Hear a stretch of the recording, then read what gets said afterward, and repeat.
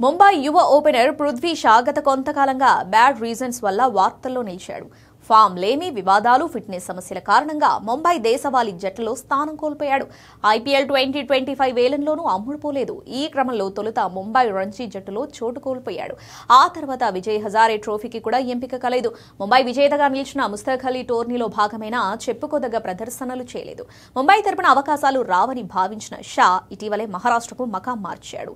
బుచ్చిబాబు టోర్నీలో అరంగేట్రం ఇన్నింగ్స్లోనే సెంచరీ చేసి సత్తా చాటాడు. కొత్త ప్రయాణాన్ని సెంచరీతో ప్రారంభించడంతో పృథ్వీ 2.0 వర్షన్ అని జనం అనుకుంటున్నారు.